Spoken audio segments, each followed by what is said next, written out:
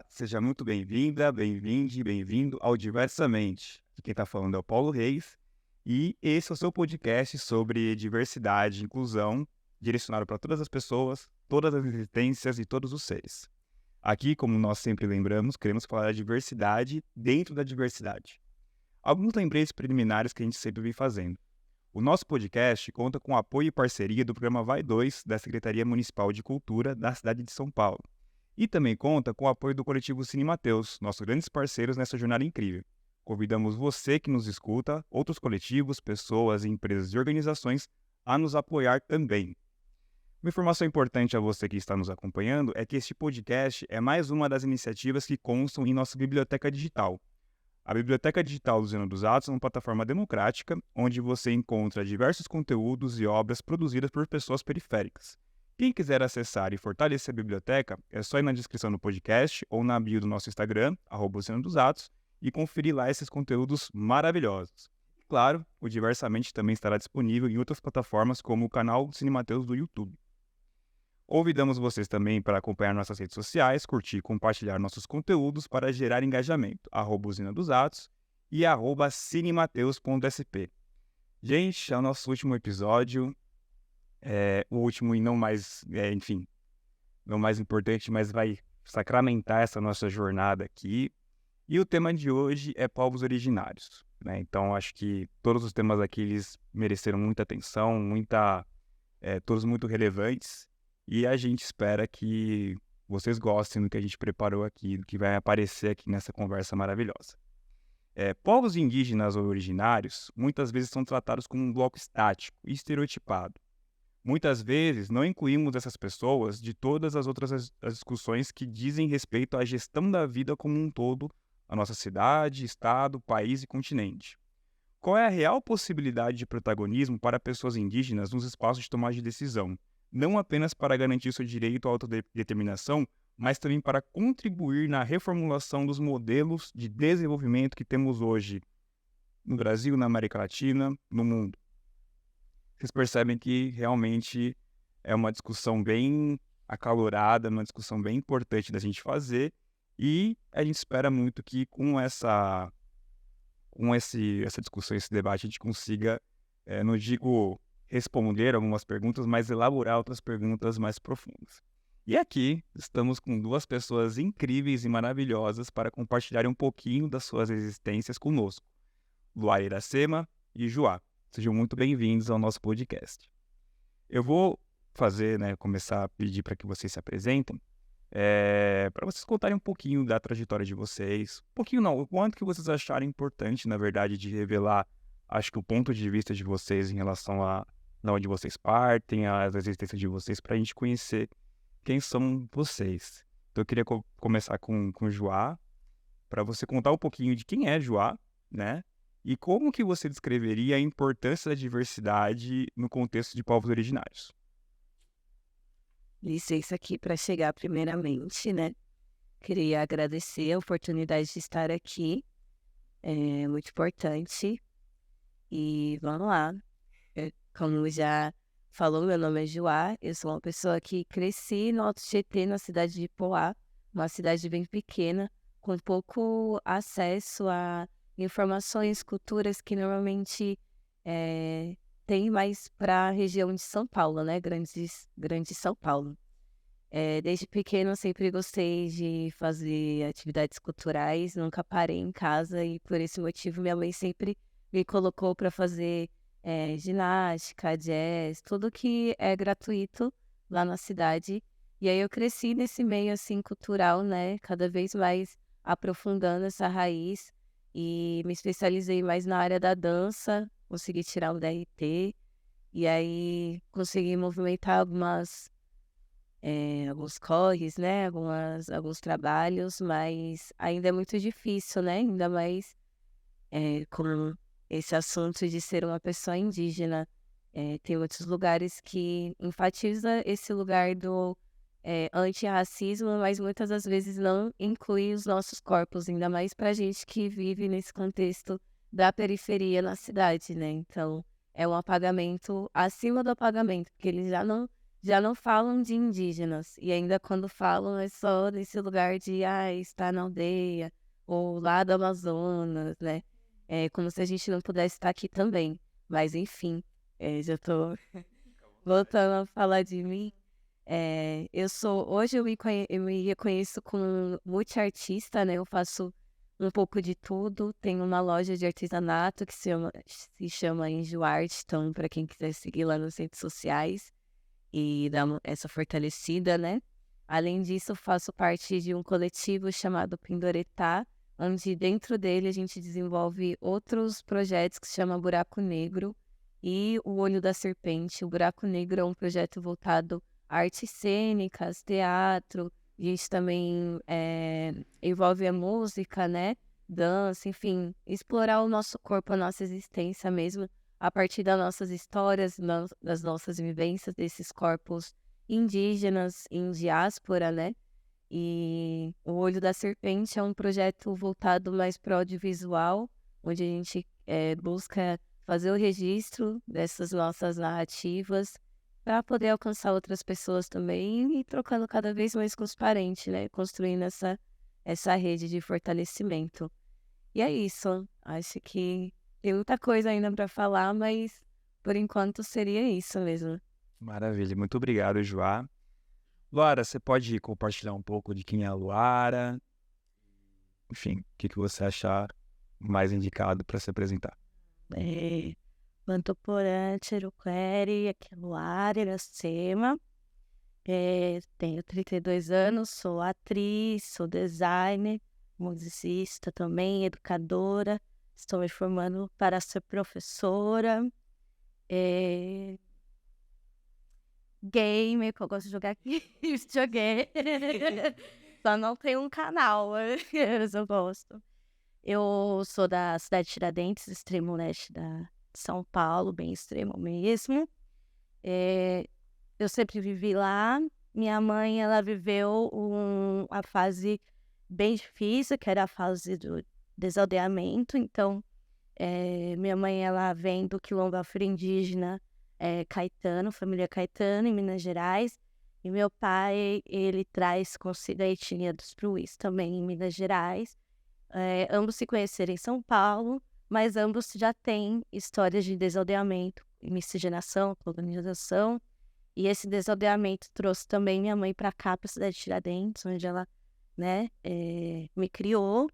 Tem outros irmãos também, né, uns que conviveram com a gente e outros que não puderam conviver, infelizmente, que é resultado também do racismo, né?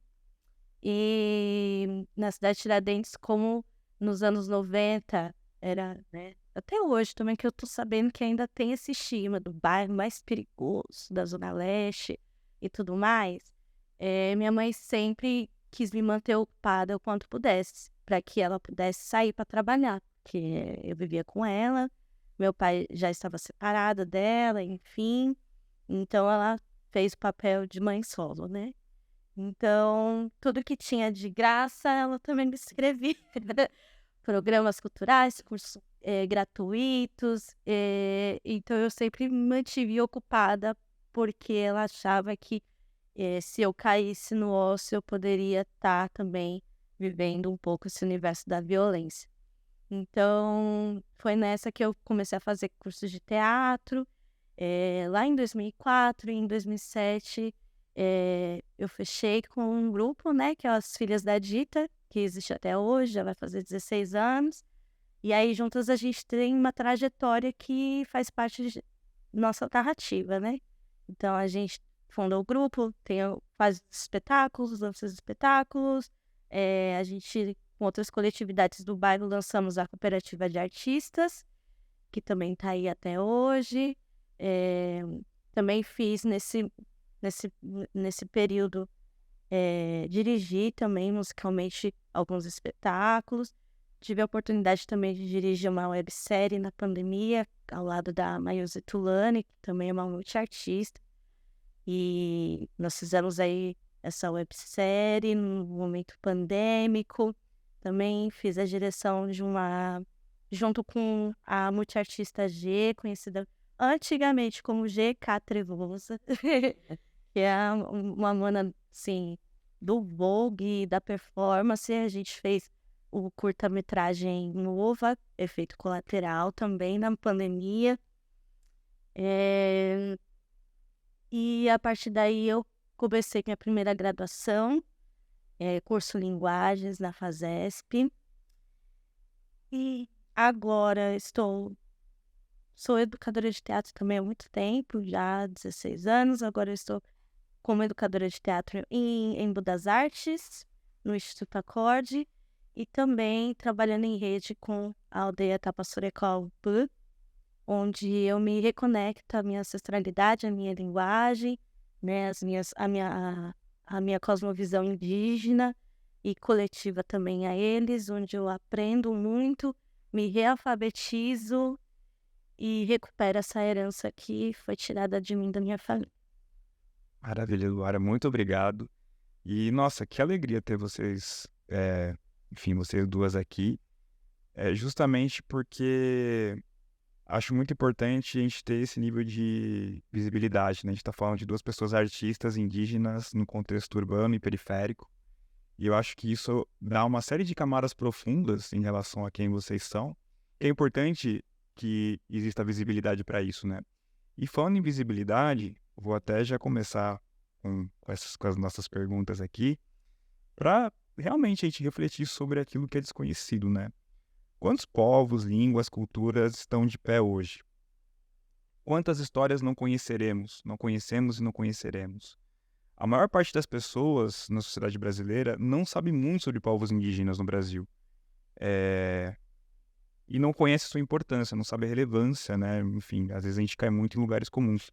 Por que existe esse desconhecimento? Você pode começar, por favor, João?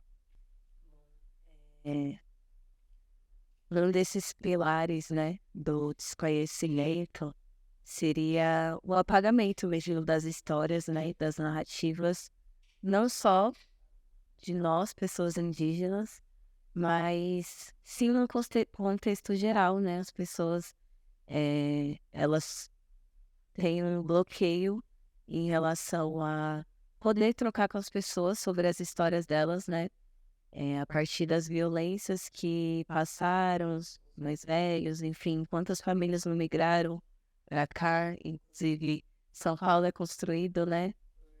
Esses diversos povos que continuam fomentando aqui essa cidade, e esse trabalho, essa movimentação, essa rotina faz a gente cada vez mais se desconectar mesmo, né? Como se diria, é realmente uma distração, assim, né? Para a gente se distrair com coisas que são vendidas na sociedade, para cada vez mais a gente se desconectar da terra, das nossas histórias, das nossas raízes mesmo. E digo isso no contexto geral, porque quando a gente chega na periferia, a gente encontra povos de diversos lugares, menos pessoas brancas que vieram da Europa, assim, sabe? Você encontra muitas narrativas, muitas histórias, muita coisa, né? Muitas violências, inclusive, que várias famílias passaram para chegarem nesse lugar da periferia, construir a periferia, que eu acho um lugar também muito ancestral, que deveria ser reconhecido e valorizado como tal, né? Porque, enfim, uma comunidade de periferia, né? São vários povos se unindo para poder se fortalecer, conseguir sobreviver nessa Babilônia aí que a gente vive, né? Então, acredito que o apagamento, ele é um foco principal, assim, para as pessoas, elas não conhecerem primeiro a história dela, porque eu acho importante as pessoas também conhecerem a história dela, assim, para depois reconhecer a história do outro, né? Porque fica num lugar também muito vago. Só quero conhecer a história do outro, mas a minha pouco importa. Aí vai ver a história da pessoa, assim, um monte de coisa, sabe? Que dá pra cutucar ali, dá pra, enfim, a gente poder trocar. E eu acho que é isso. As minhas movimentações são disso, sabe? De poder trocar com as pessoas, com os mais velhos das periferias dos bairros onde eu trabalho, lá em São Miguel do Céu. Até esqueci de explicar, de falar no começo, né? Que eu dou aula para as crianças de dança. E esse bairro, né? É, os mais velhos, eles comentam que ali é chamado de Baquirivu, tanto que quando você abre o Google Maps assim, tá escrito Baquirivu. E ainda tem um campo de futebol lá, enfim, pessoas periféricas. E sempre teve uma articulação muito cultural, inclusive teve uma festa junina lá que as próprias pessoas do bairro se movimentaram para fazer, e todo ano tem até a dança tradicional deles lá, sabe? E são pessoas que vieram do Nordeste, assim, né? São Miguel tem uma história muito forte dessa migração, né? De várias pessoas do Nordeste, assim como vários outros lugares, mas lá vamos dizer, tem mais comprovações, né? Dessas migrações. Mas enfim. E aí, assim, quando você vai conversar com os mais velhos, você escuta várias histórias que não tá no livro, que não tá falada aí numa mídia, nos lugares, né? Só trocando mesmo. Você tem que estar aberto a trocar com os mais velhos, a trocar com as pessoas. E todo lugar que eu chego, assim, todo território, eu peço licença, né, primeiramente. E sempre nessa sede, assim, de conhecer as pessoas, de saber a história daquele lugar. Porque todo lugar tem uma história que vai chegar no ponto indígena, assim, não queria, não queria falar sobre isso, mas é inevitável, né? Esse território é indígena, então todo lugar que você vai ter pessoas falando sobre algum envolvimento de algum povo, de imigração, enfim, até violência, né? E ao mesmo tempo dessa violência, como esses povos resistiram, enfim, continuaram essa diáspora, né? Eu gosto bastante de enfatizar esse lugar de que hoje é reconhecido várias diásporas, menos a diáspora indígena, que inclusive movimenta culturalmente esse país inteiro, né? Então, é isso, assim, o apagamento, ele é um buraco, um abismo, assim, muito, muito profundo, que até às vezes me dói falar desses assuntos, assim, né? Porque eu já estive nesse apagamento, né? Não é sempre que ainda tem pessoas da minha família que ainda estão nesse apagamento, né? Nessa dificuldade de se reconhecerem como tal, de pessoas indígenas, enfim. Mas eu acredito nesse caminho, assim. Eu poder falar disso vem dos meus mais velhos, né? Não que eles chegarem em mim e falaram, então você é indígena de tal povo, e contar a história linda e perfeita, mas de ter uma relação com os mais velhos, a partir da relação com os mais velhos, você vai construindo sua identidade também no mundo, né? E escutando as histórias, você vai absorvendo, foi uma coisinha e outra, que chegou a um ponto que eu fiquei, gente, tem alguma coisa errada aí, eu tenho que ir atrás, sabe? Senão a nossa família vai cada vez, porque é isso, quando você se desconecta da sua raiz, muita coisa acontece, né? O seu espírito, ele, de certa forma, se perde, assim, nesse mundo. Não gosto dessa palavra se perder, porque eu acredito que a gente sempre tá num caminho, né? Mesmo que aquele caminho venha pra nos tirar muita coisa também, assim, né? Mas a gente tá no caminho. Então, exatamente perdido não tá. Mas que isso, esteja trilhando um caminho que não seja de encontro com a sua raiz, né? De encontro com a sua ancestralidade, assim, com a sua história. E tenho pessoas da minha família que, enfim, tá internada no manicômio. Tenho um irmão que tá preso por tráfico, sabe? E aí várias narrativas, assim, que me fazem mesmo refletir, né? Sobre o como esse apagamento mesmo, da gente não poder falar sobre nossas histórias, de sempre ser apagado na sociedade, de desde a escola a gente não pode falar, né? Que quando chega na escola, quem descobriu o Brasil já começa por aí. E aí, enfim, a história é sempre falando de outro lugar, menos do Brasil. Quando é do Brasil, é sempre, só pessoas africanos que foram escravizadas. E coloca a gente num lugar de, não, a gente não foi escravizado, tivemos terra, tá tudo bem, os indígenas tá lá, vivendo bem, né? Já teve pessoas que vieram com esse discurso, assim, pra mim, né? De quando eu, enfim, me posiciono nesse lugar de pessoa indígena, de pessoas vêm falar, não, mas vocês indígenas têm a terra, você está tranquilo. E aí você começa a reparar, a se refletir, como essa informação de que a gente vive nesse território e não tem garantia nenhuma de sobrevivência, inclusive a gente que saiu de vários territórios, migrou, né? Não tem nenhuma política pública, não tem nada pra gente, assim, as pessoas, elas Aí você percebe, né, que o conhecimento, desse lugar de pessoas indígenas é um lugar muito vasto, assim. Mas, enfim. Posso minha palavra, senão eu vou ficar falando muito. Incrível. Você quer falar agora, Lá? Eu só ia pontuar uma coisinha do que João falou, que me veio agora, senão eu vou perder. Que realmente, nesse apagamento, nesse desconhecimento, como a escola, que deveria ser uma instituição que deveria problematizar e trazer isso, ela também contribui com esse apagamento. E não só a escola, mas que também a mídia, né? O jeito que comumente é retratado, os anos vão passando, você tem uma série de processos de conscientização, de sensibilização, mas ainda assim, você vai estudar história na escola, o que se entende como história do Brasil começa na conquista, né? Já estou trocando o termo descobrimento por conquista e tal, mas ainda assim existe uma suavização, né? Como se não houvesse conflito entre os povos indígenas com os europeus que chegaram. Não só os portugueses, mas também holandeses, franceses, que também, enfim, invadiram a terra de todos os lados, né?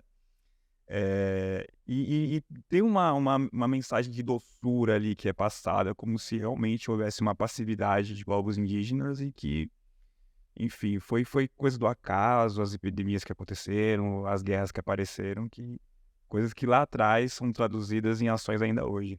Sim. Não, total. Eu acho que nesse caso, além das escolas, as academias que são a referência deveriam tomar esse primeiro passo, porque a institucionalizar tudo dificulta cada vez mais para que o conhecimento originário, pessoas originárias, possam também falar sobre si. Então, hoje você tem professores acadêmicos dando um curso disciplinar de interculturalismo que não viveu ou não sabe a cosmovisão indígena, mas tem um doutorado em antropologia e sei mais o quê, e aí tudo vira pesquisa no Google. Sim. E eu falo isso com toda certeza porque eu sofri esse semestre passado e eu, além de reclamar, fazer um vídeo, falar com todos os professores, falar com os alunos, eu fiz questão de tirar uma ADP nessa UC, porque eu achei, assim, a construção dela como foi qualquer tática de colonizador. Não que outras pessoas não possam falar, mas vivencie, vá, viva, converse, interage, aprenda de verdade, né? Não só aprenda por pesquisas, aprenda vivendo, vivenciando, estando junto. Eu acho que quando a gente evitou isso, é que começou o afastamento, assim, sabe? O preconceito e o racismo, o etnocídio, se dá muito pela indiferença, né, das morais, dos valores, e a gente sabe que a colonização transformou a nossa sociedade numa sociedade cristã capitalista compulsória. As pessoas pretas tiveram que viver esse sistema capitalismo compulsório, não tiveram escolha. As pessoas indígenas tinham, ali na época, alguns tinham seu território, uns escolheram lutar até morrer, outros não tiveram escolha, outros precisaram fugir, né? Outros foram perseguidos.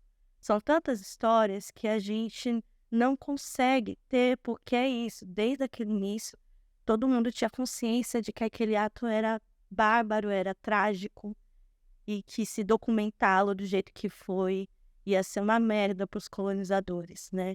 Então, nosso papel é sempre resgatar essa memória da oralidade, né? Na oralitura, que é um meio que a sociedade desqualifica. Mas quem pode dar qualificação às instituições de ensino superior precisam ser as primeiras a darem o passo para legitimar, né, a oralidade, legitimar pessoas indígenas, ensinando nas academias, contando sobre seus contextos, sua própria história, sobre o contexto histórico, né? Eu acho que existe ainda muitas línguas, a gente dá uma pesquisa no Google, aparece 300 e tantas, mas eu acredito que é 500, porque só em contato com a língua tupi-guarani, eu aprendo com o Timboé Luapcá, inclusive seguiu ele, ponto Porã, vão atrás da sua herança. Que a língua que a gente está aprendendo é a língua antiga, é a língua antes da colonização. É o Tupi-Guarani Andeua, é o Tupi-Guarani que não teve influência na língua pelo Padre Anchieta, né? Que colocou um novo Tupi-Guarani com palavras de gênero, com atribuição de sentimentos, sendo que no antigo a gente não precisava separar amor das coisas, porque tudo era feito com amor. Não tinha uma palavra amor, carinho. Não, tudo que a gente faz tem amor e tem carinho. Pra arte. Isso. Não está desassociado. Mas quando vem a Anchieta, ele atribui essa separação, atribui papéis de gênero, atribui influências portuguesas, influências cristãs, né? Então, hoje em dia, eu consigo reconhecer comunidades que falam um pouco mais do Tupi-Guarani antigo e o Tupi-Guarani de Anchieta.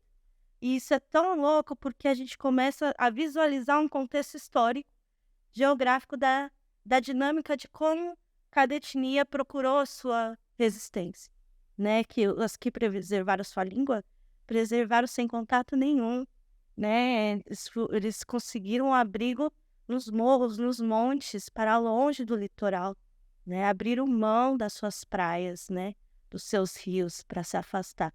E os outros tiveram que resistir na luta e tem essa influência ainda do Tupi-Guarani Anchieta, mas que lutaram, estão aí, né? Outras etnias você vê que aí conversam com a cidade porque perderam suas terras. Então, não dá mais para viver do que eles produzem ali. Eles vão ter que trabalhar, eles têm contas de luz para pagar, eles têm, sabe, que viver a dinâmica da cidade, né? E é muito mais complicado. Então, você vai vendo que a nossa história tem muita coisa, assim, ainda, que não começou em 1500. E é tão poderosa quando a gente consegue ter contato com coisas, acontecimentos históricos de Pindoreté, Pindoretá, antes da chegada dos portugueses, antes da chegada dos colonizadores, sim. É uma coisa assim, meu, que louco! Tipo, empoderadora, admirável mesmo, né? De você falar que existia outras colonizações antes dessa, eram mais colonizações antropofágicas, e você saber que isso é história, mas é isso, só está na oralidade.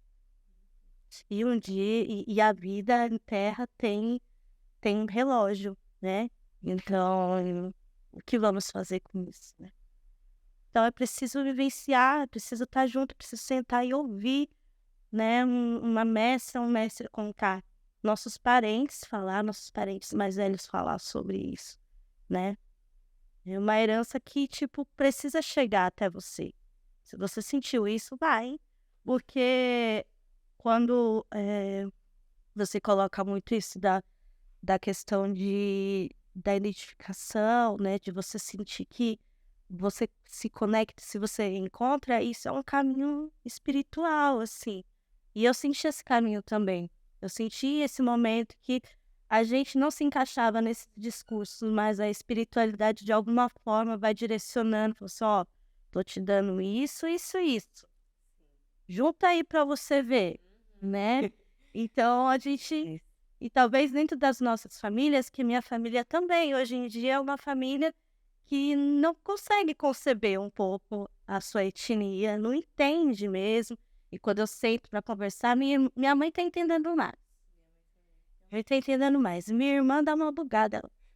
Ué, meu irmão, eu tenho que ir aos poucos, porque meu irmão é pastor, gente. Mas tudo bem, a minha Deus. Então, eu vou aos poucos, lanço uma braba, saio correndo. Deita aí. Mas talvez nós, nessa geração, viemos em terra nessa geração para concluir caminhos que foram, sabe, idos abertos, com um movimento assim, que não foi natural e que agora a gente tem que encontrar ramificações, sabe? E eu acho que Queria só puxar um link aí que você falou das instituições, né? assim, até hoje eu não consegui. Só tenho 23 anos, né? Então tem muita coisa ainda. Mas nessa lógica, né, de que terminar o ensino médio, você tem que entrar na universidade, saber o que você quer da sua vida. E aí eu lembro que eu entrei, assim, quando eu saí do ensino médio, né? No último ano, assim, todo mundo já sabia o que ia fazer, já estava se inscrevendo para Enem, sabia a faculdade que ia, o curso, e eu ainda estava assim, meu Deus, o que que eu vou fazer? E aí, até hoje, eu não tenho uma vontade, assim, de falar, não, vou para a universidade. Eu entendo que é necessário a gente hackear esse lugar, né? Inclusive, os parentes que eu troco, que estão na universidade, dou todo apoio, porque não é fácil, né, nossa saúde mental. Se não for coletivo, se não for em comunidade, a gente se enfraquece nessas instituições, assim. Esse é real, né? Nossa saúde mental, ela vai se danificando, exatamente pelo que você falou, né? Você chega na universidade, quem tá dando aula é uma pessoa falando sobre, enfim, alguma questão indígena e não tem vivência nenhuma, nunca trocou com um parente, nunca nem quis escutar uma história, só tá lendo um texto que foi passado enfim. E aí, a minha mãe, ela terminou a faculdade com 40 e poucos anos, não vou saber exatamente. Mas desde os 20 anos ela tentando fazer faculdade, engravidava e várias coisas aconteciam e nunca conseguiu terminar. E aí ela começou desde o início a faculdade e conseguiu terminar com 40 e poucos anos. E aí eu sempre brinco assim com ela, falando, pai, eu vou seguir o seu exemplo. Eu sigo o exemplo dos mais velhos. Você terminou com 40 e pouco, eu vou terminar com 60 e poucos. E aí, bom, pelo menos vou ter feito a faculdade. Mas enfim. Esse lugar também, né, de que as pessoas elas só validam um discurso se você tiver feito uma universidade, assim, agora você pode falar sobre isso, porque você tem um diploma. E aí é um lugar que é, acaba tirando exatamente, tipo, o seu discurso não vale. A sua vivência, a sua história não é nada. O que importa é se você tem, enfim, graduação, pós-graduação. Ou seja, você pode contar sua história para eu, que tenho mestrado, escrever, poder. Essa é real, nossa, parente é demais. Nossa, e é muito incrível vocês falarem disso agora, né? A Laura usou um termo que eu acho muito importante, que é etnocídio, né? E quando a gente estuda sobre esses termos, né? A gente realmente começa a ver a perversidade que existe neles, né? A gente tem, por exemplo, o etnocentrismo, que é quando eu julgo a cultura do outro ou da outra a partir da minha, né? Então, meu sistema de pensamento eu coloco como universal, como se tivesse uma escadinha, né? E os demais estivessem andando nessa escadinha.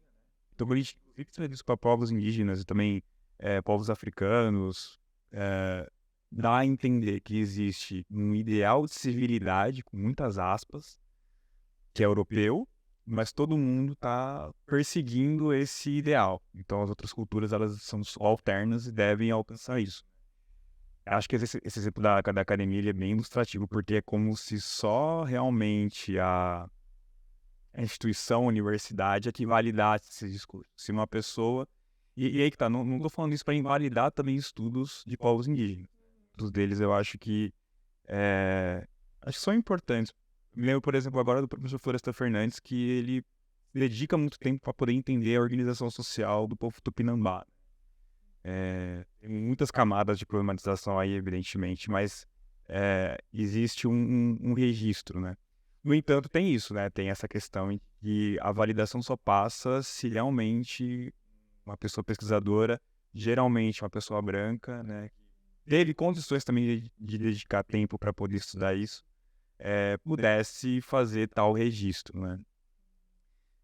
E quando a gente pega, por exemplo, o etnocídio, né? Eu acho que é um termo que a gente usa pouco ele e ele é tão comumente vivenciado na nossa realidade, né? Porque ultimamente o termo genocídio foi muito utilizado, né? Por uma questão de reflexão sobre o que aconteceu na pandemia, né? No governo do Jair Bolsonaro. E quando a gente fala de genocídio, a gente está falando da supressão física das pessoas, né? muitas vezes a gente estava até utilizando o termo necropolítica, né? Estado que estava sendo negligente ou intencional em promover a morte de muitas pessoas, mas é uma morte, digamos assim, e não que isso tem que ser separado, mas física, né? O etnocídio é uma morte no espírito. Como é que você realmente impõe um padrão cultural para as pessoas, não permitindo que elas realmente vivam o que elas acreditam, o que elas sentem, né? E isso acho que foi muito vivenciado quando a gente olha para os povos indígenas aqui no Brasil. E não só no Brasil, acho que no mundo inteiro, né? A gente, também quando a gente fala de povos indígenas, a gente tem que lembrar do povo inuit, tem que Ela vive inteira, né? E o etnocídio, acho que ele não existe também se a gente não pensar em duas coisas muito próprias do Ocidente, que são o capitalismo e o Estado. O capitalismo com essa sede gigantesca de produção, de suprimir as pessoas, né? Uma lógica muito absurda, né? E o Estado criando padrões, né? Falando o que é a língua oficial, o que é uma nação, o que pode, o que não pode, o que está dentro, o que está fora, né? Então, eu acho que isso que vocês trouxeram agora traz muito um entendimento de por que existe, né, esse desconhecimento, né? Eu até usei, né, na pergunta, fiquei até pensando, por que a sociedade brasileira não conhece? Mas também não fiz essa pergunta para dar a entender que povos indígenas estão apartados da sociedade brasileira, né? Acho que o relato de vocês traz muito essa reflexão de que realmente a gente também não se reconhece muitas vezes. É um processo de você fisgar, digamos assim, a sua identidade e, não, eu pertenço a isso também, não tá para além de mim, tá dentro de mim. E aí, junto a esse pensamento todo, eu falei agora, né, do etnocentrismo, que ele acaba julgando, medindo, hierarquizando culturas, né, criando parâmetros, né, e aí nisso, muitos preconceitos são criados e fortalecidos em relação a pessoas que, né, são indígenas, né. Na fala de vocês duas, né, apareceu muito nesse processo de ser invisível, digamos assim, a gente não percebe como que tudo aquilo que a gente vê e toca hoje no Brasil foi fruto de muito trabalho escravizado de pessoas indígenas também. Hoje a gente conversa ainda mais para poder entender o trabalho escravizado de pessoas que vieram da África, né, que foram sequestradas, né. Mas a gente não consegue acessar também que boa parte daquilo que existe da vida material foi feito também por trabalho indígena, né? E aí, tem essa esfera do desconhecimento, mas também essa esfera do você criar estereótipos e partes daquilo que são pessoas indígenas. E aí eu queria perguntar para vocês, começando pela Luara, quais são os estereótipos mais comuns ou equívocos sobre povos indígenas e como a gente pode combatê-los? Você deu uma pista aí falando de resgate, mas eu queria desculpa. Eu acho que um dos mais comuns é o racismo pelo fenótipo, porque você pensar no conceito do que é uma pessoa indígena, você já tem que começar a quebrar esse estereótipo do fenótipo, porque quanto algumas comunidades mais norte e nordeste que conseguiram não ter influência nenhuma com os colonizadores, você vai encontrar um fenótipo muito comum. Mas a gente sabe que a gente tem aí um histórico de um país que foi miscigenado por inteiro e existe aí comunidades, aldeias, clãs que também sofreram com a miscigenação, mas que vieram não só de pessoas brancas, mas também de pessoas pretas, né? Dos nossos indígenas, dos indígenas dos países vizinhos, né? E andinos. Então, hoje em dia você tem diversos tipos de aldeias, clãs, assim, com culturas diferentes, com fenótipos diferentes. E aí você também tem o resultado do desaldeamento, né? Onde essa pessoa indígena vai parar numa periferia, que é o que realmente, né, majoritariamente acontece. E aí na periferia já tem outras pessoas miscigenizadas. Então você não dá para você... Então, a primeira coisa que eu vejo é quando eu falo, eu sou uma pessoa cuja minha etnia é afro-indígena. A pessoa olha pra mim, alguns falam, você parece indígena. E outros falam, você não tem nada a ver com ser indígena. Peraí, aí temos que entender o que é raça e o que é etnia. Existe duas palavras diferentes porque têm significados diferentes. E que não são a mesma atribuição que se dá às pessoas pretas, significa que é a mesma coisa para as pessoas indígenas. Até porque como estamos num território indígena, né, um continente indígena, olha só, que difícil essa conversa. Tem coisas que as pessoas não estão preparadas ainda para conversar, para ouvir, porque senão pode virar uma grande merda. Mas começamos a pensar por aí, né? Então, fica a reflexão, assim, primeiramente é o fenótipo. Joá.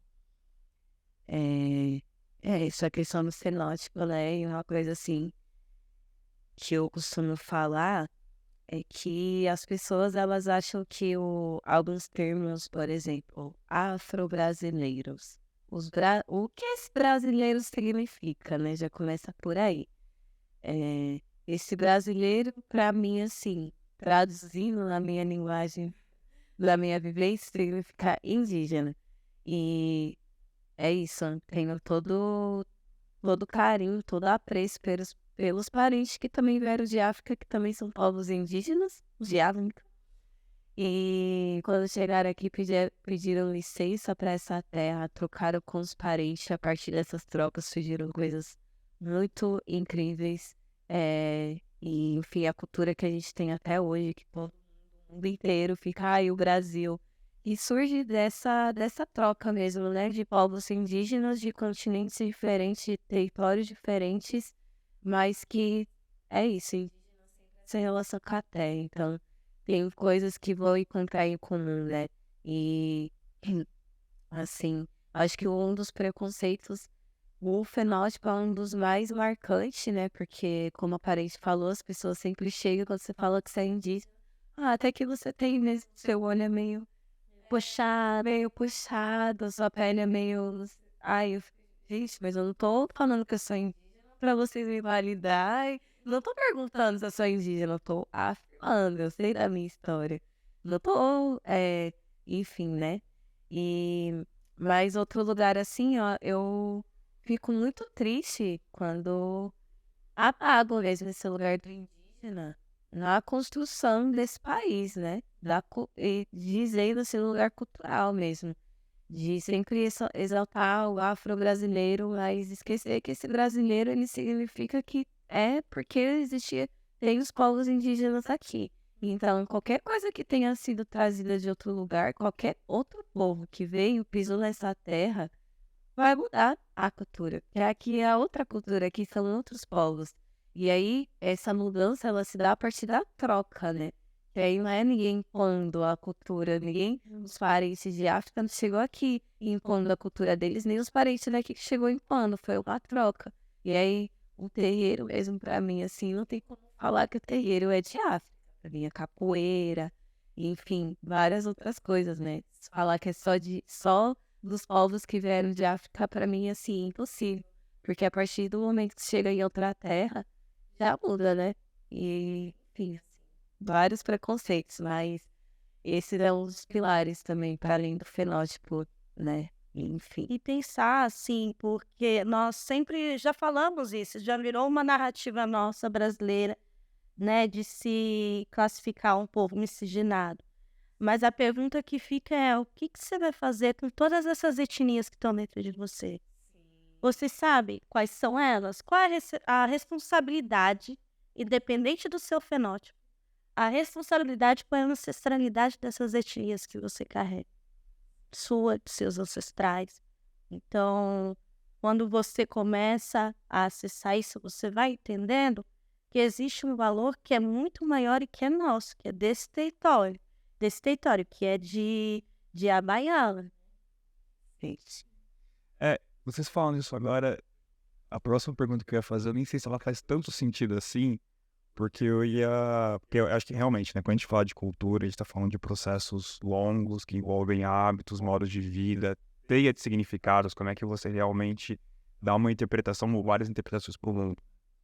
E tem um conceito na sociologia que é de aculturação, né, que quando pessoas, povos, outros diferentes acabam ficando juntos, Isso pode gerar um outro jeito de se pensar as coisas, pode acontecer de um jeito pacífico ou não pacífico, e pode gerar imposição cultural.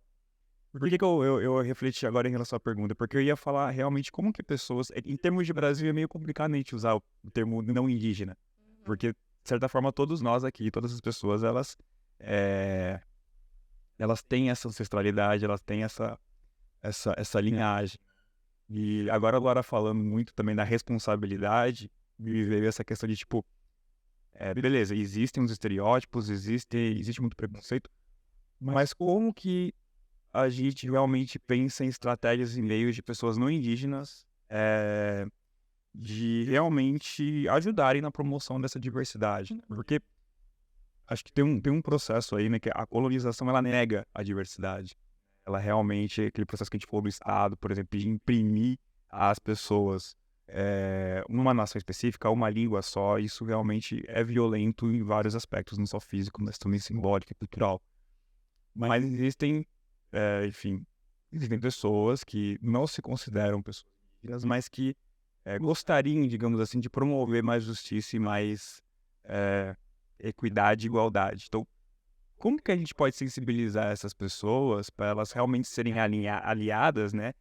Sem que vocês acabem caindo num processo de apagamento de identidade. Porque também existe às vezes não sei se tá claro o que eu tô querendo colocar, mas existe uma boa intenção.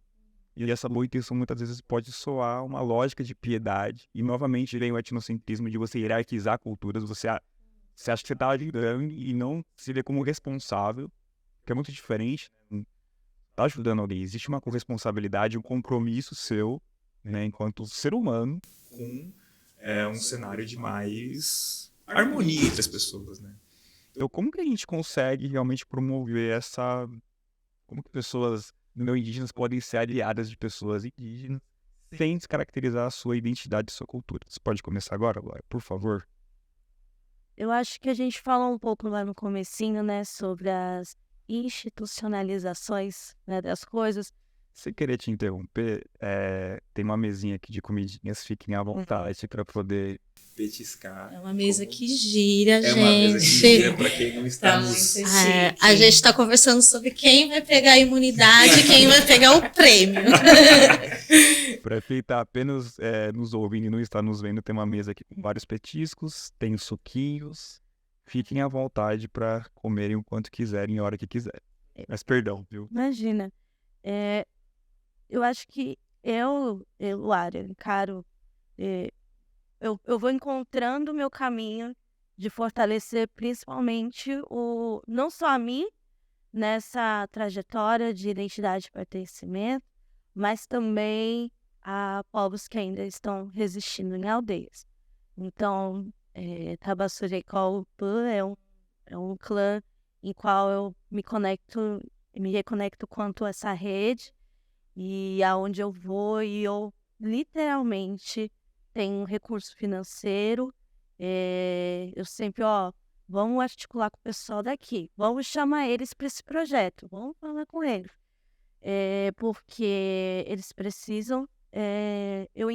Como eu tenho uma conexão, eu sei mais ou menos o que eu posso contribuir, e nesse momento a gente está vivendo, por exemplo, a festividade de Ano Novo, né? Estamos em Arapiaú, que é o Ano Velho, vamos fazer a passagem para o Ano Novo. E essa festividade são esses 3 meses, né? De junho, julho, agosto. Então, agosto tem o Festival do Tatá, que é da Tatacatu, que é o fogo sagrado. E isso precisa de um recurso, né? Financeiro. Então, eu sempre trago aos projetos, recomendo eles às instituições para que eles possam participar, porque além de ser protetores, né, de toda a nossa floresta, eles são professores, são pedagogos, educadores, né? Nós temos, em Tapassurecó, a gente tem uma cacica, né? Então, uma referência, assim, política muito forte, sabe? Eu acho que toda pessoa que é liderança de um povo indígena, de um clã, ele é uma liderança política tão forte quanto um prefeito, tão forte quanto um governador, porque para mim esses clãs são territórios, né? São como países, né? Que tem a sua língua, a sua cultura, tem seu visto também, e a gente deve respeitar a sua própria opinião, que concorda ou discorda, mas a gente tem que também entender que o respeito tem que existir, a garantia de direitos também. Então, esse clã que eu me reconecto, eu trago para que eles possam também acessar, que é de direito, né? Acessar as narrativas que eles devem se apropriar e falar, ó, deixa que eu narro essa história, para acessar os recursos do centro da cidade. A gente sabe que São Paulo é um dos estados econômicos que tem mais recursos, né, para fins culturais e artísticos, e como parte, né, dessa área, eu preciso fazer com que eles também consigam acessar esses recursos mesmo de longe, né, por mais que esteja aqui no Peruíbe, né, eles precisam também fazer parte disso, né. É uma maneira também de contribuir para pequenas coisas como as festividades sagradas, né, para a luz também, que é um clã, este clã específico usa gerador, né, precisa de gerador, precisa de combustível, então são pequenas necessidades que ainda dialogam com o capitalismo. E até isso por isso que eu falei em questão de países, que a gente também tem que entender que é uma política que é controversa a nossa, né. Então, você tem uma organização ali que é muito mais comunitária, muito mais natural, muito mais unida, né, em diálogo entre ser humano, terra, vida, tempo, do que a gente que está na fabricação de massa de produções excessivas e correndo contra o tempo para se sentir importante e útil e conseguir um dinheiro maior, um salário maior para conseguir tempo, sabe? A gente faz todo esse esforço para a gente ter mais dinheiro para conseguir tempo. E lá a prioridade não é o dinheiro, é o tempo. É o caminho, é outro. Então, você entendendo e conhecendo, vivenciando, você vai encontrar meios que você possa colaborar, possa contribuir. Mas acho que a primeira coisa é trazê-los para essa narrativa, né? E entender também os encalços, né? Que não dialoga, é isso. Você chamar uma pessoa, mas não vai me exigir o mesmo currículo que vai exigir para nós. Tem que ter um ensino superior tal, tem que ter um técnico. Não vai exigir, né? Eu acho que é um pouco também esse letramento étnico que a gente tem que perceber das coisas, né? Como é que você coloca um currículo, você pede um perfil de uma pessoa para acessar tal emprego, pensando numa pessoa branca que tem acesso a tudo, querendo atrair pessoas racializadas, pessoas pretas, indígenas, não vai. Vamos trazer para a realidade, né? Para ter mais oportunidades. Então, eu acho que para quem está assim, oferecendo oportunidades, pensar um pouco de desconstruir esses perfis que a gente espera das pessoas e profissionais da cidade, sabe? Eu acho que é um perfil. Sim. Pode falar aí, por favor. Nossa, acho que é isso. Não, assim, eu concordo bastante com a fala da parente, né? De, enfim, você vivenciar mesmo os espaços, né? E não só querer ir para uma aldeia para depois você poder falar que você já foi numa aldeia. Porque a maioria das pessoas aqui de São Paulo, quando fala que sou indígena, uma das primeiras respostas é tipo, eu já fui na aldeia. Os Guarani lá em Jaraguá, você já foi? Aí, Fetichiza, né? e aí as pessoas, elas também romantizam a aldeia, porque igual a parente chegou aqui já falando a real, precisa de gerador, precisa disso, precisa daquilo. A galera acha que vai chegar na aldeia, vai estar o jardim encantado do Éden, vai estar lindo e maravilhoso lá as coisas. E como se não tivesse, os parentes não estivessem passando por várias tretas de território, de água, de, enfim, coisas básicas, né? Que muitas aldeias não têm acesso, porque, enfim, a aldeia principalmente urbana, né? No meio da cidade, quando que você vai ter um rio, quando você vai ter a mata, sabe? Enfim, é isso.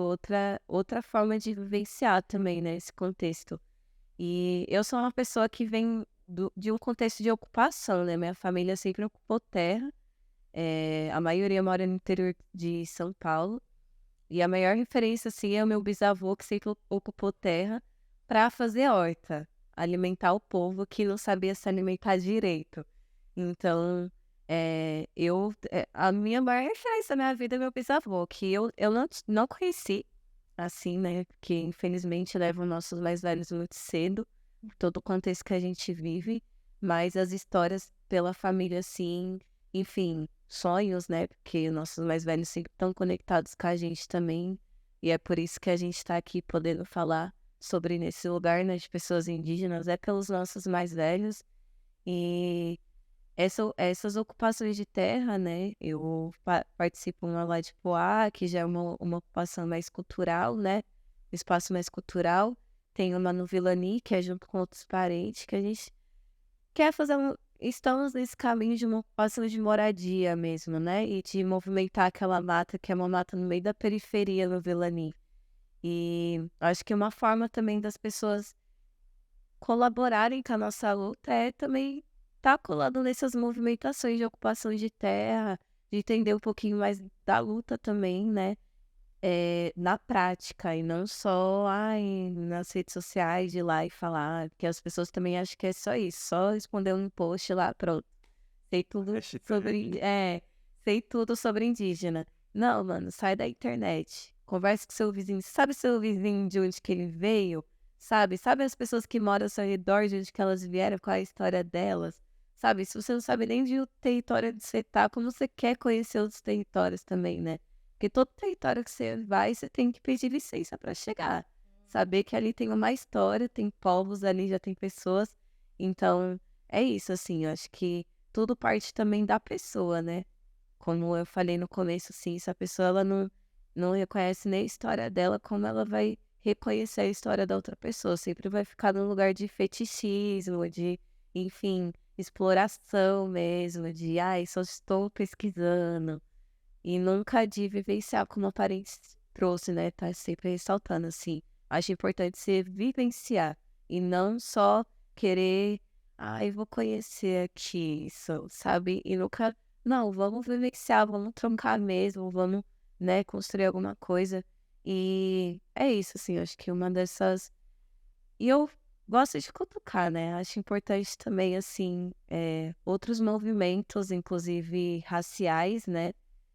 Colar junto com a gente, né? E não achar que há indígenas de lado, pessoas pretas, ciganos, que ninguém nunca nem fala verdade, dos ciganos. gente, é verdade. Tipo assim, assim, é importante a gente, quando for falar, quando querer movimentar alguma coisa racial, né, que a gente ainda tá no lugar de etnia, povos ciganos também, outros povos também. Mas se é para falar sobre racialidade, inclui essas outras racialidades também. O Brasil não é só branco e preto. Aqui existem várias outras racialidades. Então, é importante também, nesses movimentos, você também querer incluir essas outras pessoas, essas outras etnias, essas outras racialidades, assim. Então, também fica uma coisa muito, muito apagada, assim, muito vaga, assim, ao meu ver, né? Assim, eu acho que precisa trocar mais, ter um fortalecimento mais também, para a gente poder ir ampliando. Que vocês falando isso, e aí uma coisa que também não sei se é uma das pretensões intencionais desse podcast, mas eu acho que também é muito válido se colocar. A gente aqui está procurando falar muito sobre diversidade, sobre, na verdade, diversidades, né, sobre inclusão e tal. E eu acho que também existe uma intencionalidade nossa de que não só a gente consiga criar sensibilizações em relação a pessoas que estão em busca constante de direitos, mas também pessoas que já detêm todos os seus direitos já, de certa forma, garantidos e um rol de privilégios, como que elas usam esses privilégios em prol de mais justiça e equidade?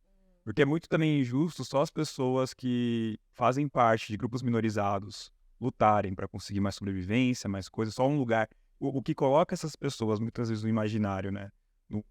Coloca elas no mundo, é só uma circunstância de luta, uma circunstância de... Eu estava conversando isso, né, Luara, no off, né? O que posiciona elas no mundo é só resistência, sobrevivência e tal.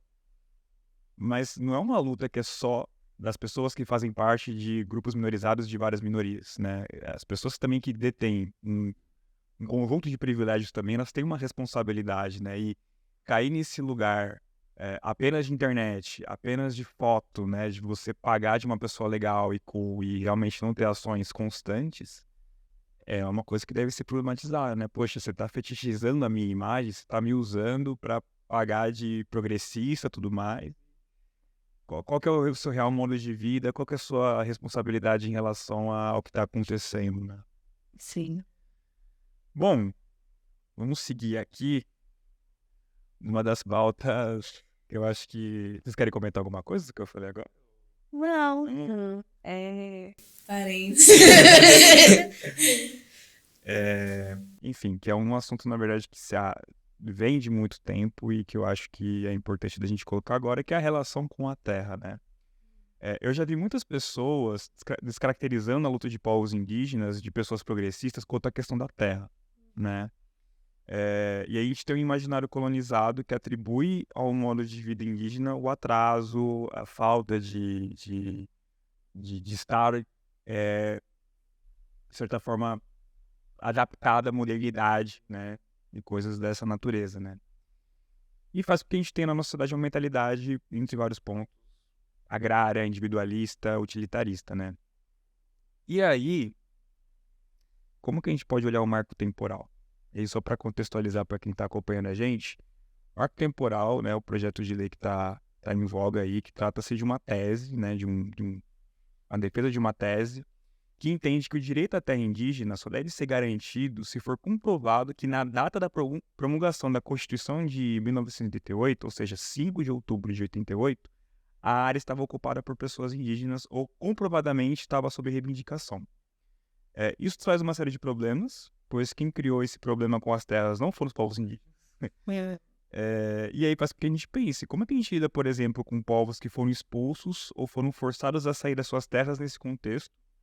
E como que a gente lida com históricos de violências e remoções forçadas? E aí tem uma outra questão no marco temporal que é o seguinte, quem defende o PL, se eu não me engano é o Arthur Maia, o relator do projeto, o deputado Arthur Maia, existe também uma reduzida capacidade de comprovação das pessoas indígenas, né? Então, quando a gente olha para o Estado, né, em relação às suas instituições e tudo mais, você vê que pessoas que detêm um privilégio gigantesco, elas podem passar por N instâncias, Sim. né, quando a gente vai falar de julgamentos e coisas dessa natureza. A capacidade comprobatória desses, enfim, de que existiam povos indígenas em determinada terra para poder reivindicar por ela é muito mais reduzida e tem uma contradição também no marco temporal. Beleza, essas pessoas não estavam, segundo a visão, né, do marco naquela terra, mas estavam em algum lugar. Onde que elas estavam? Ele não faz essa pergunta, porque em tese... Já sabe a resposta. Exato. E é uma questão física. Se você não está em um lugar, você está em outro, né? Então, eu queria que vocês falassem um pouquinho de como que a gente pode olhar o marco temporal. E aí, junto a isso, como que a gente pode explicar às pessoas que estão acompanhando a gente a dimensão do uso coletivo da terra, né? Porque a gente está falando de uma terra que ela não pertence a uma pessoa, não é uma propriedade, não é uma escritura que você está falando. Você está falando de realmente um uso coletivo mesmo. As pessoas, elas são responsáveis por aquela terra.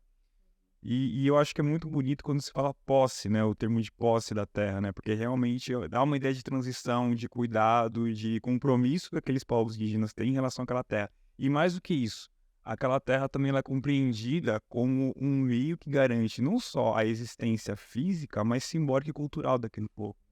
Então, até pegando um pouquinho no começo da nossa conversa, acho que o Ocidente deixa tudo muito compartimentalizado em caixinhas, né? E eu acho que a visão que acaba vindo, né, em relação à maneira pela qual povos indígenas, de modo geral, têm relação com a terra, é tudo interligado. É tudo muito junto. Não tem essa separação, né, que a gente comumente faz e que a escola também nos ensina muitas vezes. Você pode começar, João, por favor? Sim. Esse lance do marco temporal, né? Assim, minha primeira reflexão que me traz, assim, que se for para demarcar alguma terra, então demarcar a BR inteira, que aqui tudo é terra indígena, tipo assim.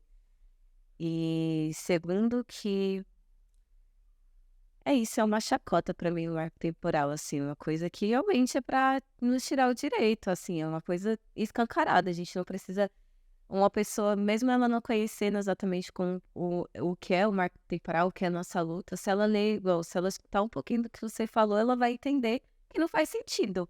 Afinal, a gente não estava aqui nessa terra só a partir de 1988. E outra coisa também, né? Os povos sempre migraram. Mesmo antes da colonização, a gente sempre migrou por todo esse território. Inclusive, é por isso que tem toda essa diversidade de fala, flora, né? Enfim, é por conta dessas migrações que os povos sempre fizeram aqui por todo a Beira-Ala, descendo, subindo, enfim, dando voltas. E é isso, assim, o marco temporal, para mim, é uma coisa que não faz sentido nenhum. É realmente um lugar de querer tirar os nossos direitos. É escancarado isso. Você não precisa fazer uma faculdade para entender, assim. É algo que é escancarado. É isso realmente não quer que a gente tenha acesso às nossas próprias terras. Que é isso. Ninguém é dono dessa terra. Mas se alguém tem um mínimo de direito de estar aqui, são pessoas indígenas, enfim, todo mundo que reconhece a terra, na verdade. Nem coloco só, somos só nós indígenas.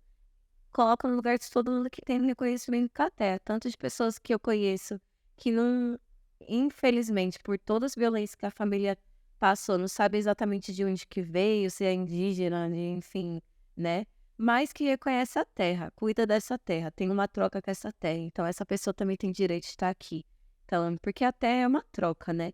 Assim, você fez a pergunta, né, de como a gente tem essa troca coletiva, né? Então, é isso, nós somos pertencentes da terra. Então, a gente não vai chegar numa terra, achar que a gente é dono, vai lá construir um prédio gigante, uma empresa, e querer lucrar ou qualquer outra coisa. Não.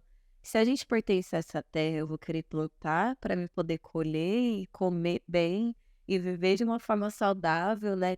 Enfim, isso também engloba lado espiritual, cultural, porque você não vai chegar naquela terra também só querer plantar e plantar e plantar. Não, você vai ter uma troca. Então, ao mesmo tempo que você planta, você colhe, você troca também cultura, né? Enfim, essa ocupação que eu comecei a falar, que eu tenho dos parentes assim, a gente basicamente estamos nesse início, né? Nesse caminho de poder também construir nossa própria cultura também, a partir desse território que a gente está ocupando, porque cada família, cada corpo veio de uma narrativa diferente, de uma família diferente, e eu costumo dizer assim, né, eu e os parentes, a gente conversa muito sobre isso, de que povos dão povos. Os mesmos povos que tem hoje não são os mesmos povos que tinha lá antes da colonização, e assim vai indo, né, a gente vai reconstruindo essa outra forma de vivenciar esse lugar, essa terra, de diferentes maneiras, de acordo com a vivência que você vai tendo, né? E, enfim, eu acho que a sociedade, ela parou de... Não vou generalizar, porque não é todo mundo. Enfim, estamos aqui falando disso. Então, vamos te dizer, muitas das pessoas, né, que vivenciam aqui o país, né, nessa lógica capitalista do Estado, nossa, eu acabei perdendo. Tranquilo. Eu acredito, assim, que as coisas, elas começaram a tomar um rumo muito cabresco mesmo, quando pararam de sentir a terra e começar a construir suas próprias culturas, né? Assim, eu amo a periferia, porque a periferia, apesar de todas as violências, de todas as tretas, nós construímos o funk, o reggae, o dancehall, enfim, várias danças, várias movimentações culturais que hoje as pessoas colocam, né? Cultura periférica. E essa periferia, ela é construída por diversos povos, inclusive indígenas. E eu gosto de ressaltar esse lugar, porque as pessoas, elas não imaginam que possa ter pessoas indígenas na periferia. Inclusive, movimentando a periferia, inclusive no funk, no reggae, enfim, até o coco que tem, parentes que vem do Nordeste e faz manifestações de cavalo marinho, boi, sabe? Na periferia. É muito importante isso. E aí não vai ser a mesma coisa que tem lá no Nordeste, porque aqui já é o território. Então aí, tá vendo como as coisas vão mudando, os povos dão os povos, as culturas, elas vão. É uma coisa fluida, né? Não é algo que, é isso, pronto, acabou. Não. Eu acredito muito nessa construção, assim, de culturas, né? Eu acabei fugindo totalmente do que a gente estava falando. Marco temporal, eu já tô falando. É isso, eu sou da terra, né, do Jabaiá, tinha que ser dos indígenas mesmo, é indígena, eles podem migrar. Essa seria, né, a ética da coisa, né? Sim. Mas a gente vê que tudo que ameaça a lógica do capital se torna um inimigo. E aí, a cor da sua pele ameaça, a sua religião ameaça, o seu modo de vida ameaça.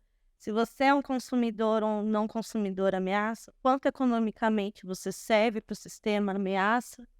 Então, você vê a luta do agronegócio, você sabe que o agronegócio tira os povos indígenas de suas terras, não porque eles precisam de espaço, não é isso, né? Porque tem espaço sim para a amplificação do agronegócio, né? Então, você vê também o papel dos garimpos, né? Acho que a gente viu aí o que aconteceu durante a pandemia com o povo Yanomami, você vê que isso foi a justiça bem antes da pandemia e nada se resolveu. E na internet se criava um discurso de que ali os nossos parentes estavam morrendo de fome, não era contaminação, né? Então, as violências são diversas, né?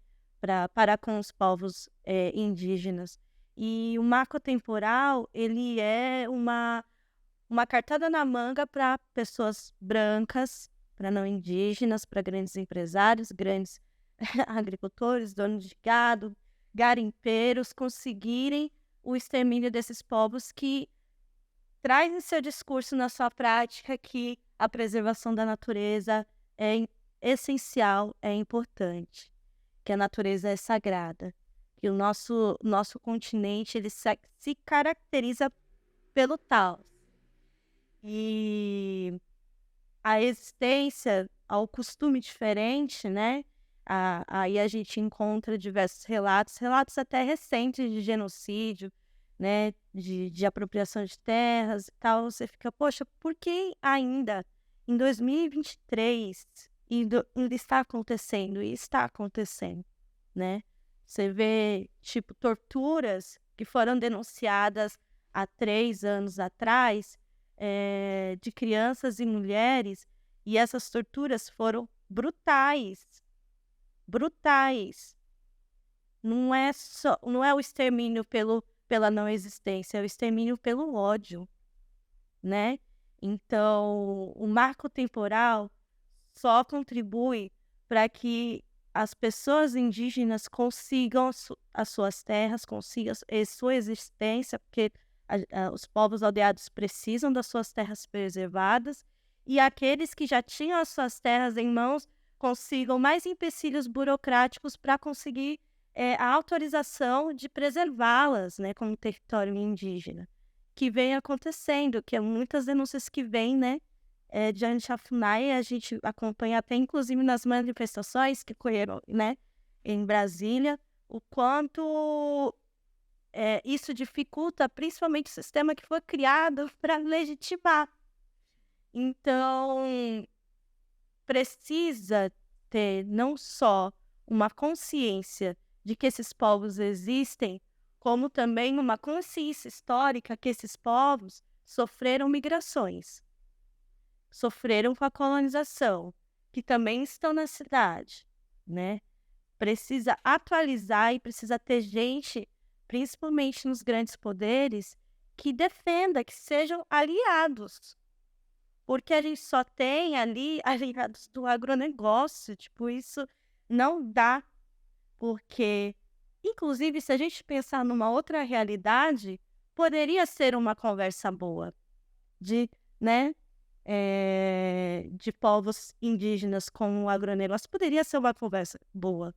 Mas quando se trata de poder monetário, quando se mercantiliza as relações, a gente não consegue um equilíbrio. E a gente precisa garantir esse direito, né? Eu acho que quando a gente olhou semanas atrás, né, o povo de Jaraguá, né, fazendo as manifestações, a gente presenciou nas redes o abuso de autoridade que a polícia, né, foi para cima sem motivo nenhum, né, com helicóptero, com bomba de fumaça, sendo que ali era um rito religioso, sendo que ali era um protesto pacífico, não armado, né, era um momento sagrado, um momento importante. Então a gente percebe um ódio mesmo, é um ódio, né, e eu acredito que agora que a gente tá vivendo numa época que a gente tem mais lideranças políticas indígenas ali para conversar, para negociar, para lutar, para debater, rebater, a gente consiga talvez quebrar, né, e junto com esse marco temporal, várias PLs que surgem do nada e que descobrem que sempre existiram, né, e que dificulta essa existência. Mudou, né, o nome da PL também. Foi. Eu não lembro o nome. Mas várias PLs que eles tiram da manga, assim, sabe? São cartadas. E é muito difícil, porque a gente precisa ter a gente precisa se reeducar, precisa reeducar a sociedade, sabe? Precisa contar essas histórias. Precisa investir no futuro, principalmente a partir da educação, para que daqui a algum tempo essas coisas não aconteçam mais. Porque, poxa, em 2023, só agora a gente está tendo, sabe? Representatividade no Planalto, sabe? Só agora que a gente está tendo o que era óbvio, sim. Não só para a gente, mas para quem até vê do exterior, né?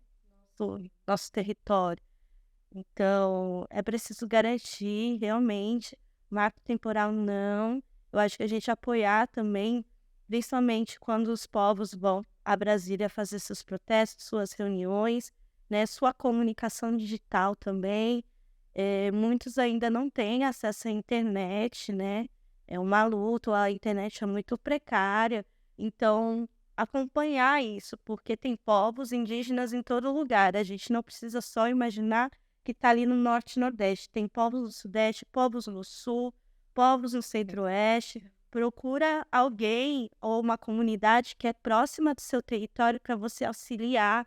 Às vezes eles querem ir lá lutar em Brasília, quer participar de uma reunião online e a gente não sabe o que eles estão precisando, sabe? Porque a gente não imagina que tem povos indígenas no nosso território. Faça essa pesquisa, ajude mesmo, que eles consigam garantir a ida e consigam participar das manifestações, das reuniões, porque é muito importante, assim, a gente está perdendo o nosso território, a nossa cultura, o nosso país, a nossa natureza, para o bolso de grandes empresários, assim, simplesmente para isso. Não é para o nosso bolso, não é para nossa geladeira, não é para nossa casa, é para o bolso de gente branca muito rica que quer enriquecer mais. É para gente que tem intolerância religiosa, tá com ódio dessa galera, não dá, assim, é por muito pouco, né? A gente vê o que aconteceu com os Yanomamis e a gente acompanhando na internet, fala, cara, a gente perdeu essa galera, a gente viu isso acontecer em 2022 e, assim, por causa de dinheiro, isso é muito pouco. Então, às vezes a gente vai lá ver, lá, resgata a história lá de 1500, da colonização, mas ainda está acontecendo agora. Ainda é real. E a gente com os equipamentos aqui, microfone, né? A gente com estrutura, né? Podendo alguns acessar academia, né? Pessoas que possam fazer uma mudança. Ainda assim, está acontecendo a colonização de extermínio mesmo, ferramenta de extermínio para os nossos povos nativos, nossos povos originários. A gente, em vida, a gente não pode deixar isso acontecer. A gente não pode saudar nossos ancestrais, nossas etnias, deixando quem está em terra agora presente morrer. Não dá. É incoerente, assim, não dá. dúvida. Eu acho que vocês falaram coisas muito relevantes e acho que essas duas palavras que a Laura usou, né? O ódio e o lucro, né? Eles vão, digamos assim, ser pano de fundo dos dados que eu vou falar agora. Eu vou trazer alguns dados aqui só para a gente refletir um pouquinho em relação a eles. Hoje no Brasil, né? De acordo com o censo 2022 que foi lançado recentemente, a gente tem cerca de 1.600.000 pessoas. Antes, no censo de 2010, a gente tinha 896 mil. Então, a gente vê que quase que dobrou esse número, né? No Brasil, são mais de 305 etnias, que falam 274 diferentes tipos de língua. E, claro, por ser um dado oficial do Estado, muitas vezes não abarca uma totalidade maior. Mas o número oficial é esse, e já é surpreendente, né? Você está falando realmente de muitos povos. 78 mil pessoas se declaram de outra etnia, mas se consideram indígenas por conta das tradições, costumes e antepassados. A região com o maior número de indígenas é a região norte, com 342,8 mil pessoas. A região com o menor número é a sul, com 78,8 mil pessoas. Segundo dados publicados pela FUNAI, a população indígena em 1500 era de aproximadamente 3 milhões de habitantes, divididos em mais de 1.000 povos diferentes, sendo que aproximadamente 2 milhões de pessoas viviam no litoral e 1 milhão no interior. Eu não vou ter esse dado agora, gente, mas eu acho que a população inteira de Portugal em 1500 era cerca de 1 milhão. E hoje Portugal tem, acho que, 12 milhões de pessoas. Eu gosto de comparar com isso porque, olha só, né, o colonizador teve muitas circunstâncias e possibilidades de aumentar a sua população, enquanto que o 100% da população nesse território foi se reduzindo por violências, epidemias e uma série de elementos. Em 1650, esse número caiu para 700 mil indígenas, chegando a 70 mil em 1957, ou seja, a gente está falando há pouquíssimo tempo atrás. De acordo com o Darcy Ribeiro, que é um antropólogo brasileiro muito conhecido por estudar povos indígenas, cerca de 80 povos indígenas desapareceram só no século XX, que é um século de maior industrialização, que é mais esclarecimento, aquela coisa toda, né? Falando um pouquinho sobre violência. Segundo o relatório Violência contra Povos Indígenas no Brasil, produzido pelo Conselho Indigenista Missionário, CIMI, em 2020 foram registrados 256 casos de invasões de terras indígenas, 192 casos de ameaças de morte, 98 casos de homicídios dolosos, 34 casos de tentativas de homicídio, entre outros crimes. Esses dados ainda podem estar subestimados, porque realmente são dados oficiais, a gente não sabe o método de coleta, né? Perdão, não o método de coleta, mas alguns podem ter ficado desapercebidos, né? Laura falou agora do que aconteceu com o que a gente viu no começo do ano em relação ao povo Yanomami, e enorme descaso, uma política de morte e destruição em relação à sua saúde. Vale lembrar também que no ano passado o indigenista Bruno Pereira e o Dom Phillips foram mortos, né? Duas pessoas que tinham interesse e notório saber em realmente entender o que se passava nos povos indígenas residentes da Amazônia, né? E é uma curiosidade que não sei se todo mundo sabe, do Tibira do Maranhão, que foi o primeiro assassinato em LGBTfobia, né? Por LGBTfobia, né? Perdão, que ocorreu no Brasil, no ano de 1613. Ele foi acusado pelo Yves Levaux, um frade francês, por ser homossexual, né?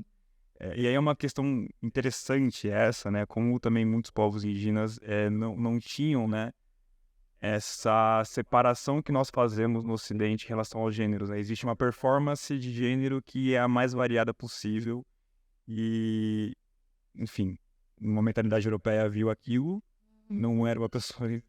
Sim. Até Guarapenju, que é uma xamã mesmo, mãe do Chemboé também, ela conta essa história que até para as mulheres mesmo, sim, elas eram punidas, as línguas eram cortadas, né? Então elas eram punidas e elas eram condicionadas a ensinar os filhos de que isso era errado, senão eles ameaçavam os filhos, né? Então, Tibira é um mártir hoje, que eu acho que recentemente virou um mártir, né? Porque a galera de lá do Maranhão, né? Sim. conseguiu fazer esse resgate e trazer ele para a história, né? Fundamentalizar ele no Maranhão como um marcha LGBT que ia mais. Em relação à empregabilidade, atualmente a população indígena no Brasil tem o maior número de profissionais em postos informais, a segunda maior taxa de desemprego, 9,9%, inferior apenas às pessoas pretas e pardas, e a menor taxa de participação no mercado de trabalho. E aí, né, uma das justificativas é que a falta de acesso à universidade e a ausência de captação profissional para essas pessoas acaba sendo um destaque negativo e evidencia a falta de oportunidade. Essa mesma pesquisa ela aponta que das 42 mil, pessoas indígenas desempregadas no terceiro trimestre de 2022, 59,6% possuem até o ensino fundamental completo, 34,1% tinham até o ensino médio completo e apenas 6,3% possuem o ensino superior completo. O que também é complexo isso, né? Acho que a Joá trouxe isso no começo da conversa, que realmente é importante, mas às vezes vem com um nível de obrigação e de supressão, né, das vontades e do modo de vida que tem essa questão da empregabilidade, né, de você ter que ter outros meios de subsistência. Né? Você vai conversar um pouquinho o que a Luara trouxe, né, em relação à política.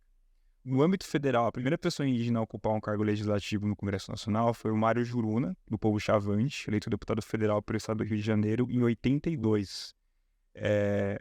A gente vai encontrar, né, outras pessoas que foram eleitas em cargos legislativos ao longo do Brasil nas câmaras municipais, nas assembleias estaduais, né? Mas do ponto de vista de política nacional, ou seja, as pessoas que vão pensar a política do país, nós tivemos apenas o Juruna na década de 80. Em 2018, a Joênia Wapichana, ela foi a primeira mulher indígena eleita no Congresso, não se reelegeu agora em 2022, mas o Brasil acabou elegendo ao todo 5 pessoas indígenas no Congresso Federal, na Câmara dos Deputados. Destaque para a Sônia Guajajara, que é a ministra de povos indígenas, né, povos originários. Quer dizer, mas em 522 anos Exato. de Brasil, você tem uma única pessoa indígena ocupando um ministério, e é um ministério voltado para povos indígenas. É importante que você tenha esse ministério, Mas ao mesmo tempo é preocupante. é preocupante porque tokeniza. Então, Ó, vocês ficam aí, o resto. E ainda tiraram o direito desse ministério de fazer as demarcações de terra, né? Então, assim, o jogo político ele continua. Ainda. é laicar o tempo todo e quem sabe, né? É importante sim que a gente tenha essas pessoas eleitas, mas é muito preocupante que a gente conte no dedo e seria muito importante que a gente tivesse realmente pessoas indígenas, por exemplo, Casa Civil, por que não? Até mesmo o presidente da República, né? Em outros cargos e não apenas na temática, digamos assim. Então, esses dados eles mostram pra gente uma vulnerabilidade absurda, né? E eu queria saber de vocês como que a gente pode pensar o conceito de desenvolvimento e progresso, considerando as necessidades e os direitos dos povos indígenas, né? Porque elementos básicos para a reprodução da vida material, que não seria uma questão para os povos indígenas, né? Por conta da comunhão com a terra, acabam sendo por conta desses dados todos que a gente trouxe, né? Então, existe uma necessidade de se repensar, talvez assim, não sei se repensar é a melhor palavra, mas de se gerir a vida, né? E aí, para uma pessoa indígena, parece que tudo aquilo que seria também um elemento de luta, né, para as pessoas trabalhadoras do Brasil, né, saúde, educação, segurança, trabalho, a necessidade parece que é dobrada por conta desse contexto de vulnerabilidade, né? E isso faz a gente repensar as noções de progresso e desenvolvimento. Então, eu sei que é uma pergunta um pouco complexa, mas eu queria saber de vocês como que a gente pode pensar essas duas palavras. Pode começar com você, João? Eu queria voltar, assim, né, nos dados que você trouxe, principalmente do quantas pessoas indígenas existem no Brasil.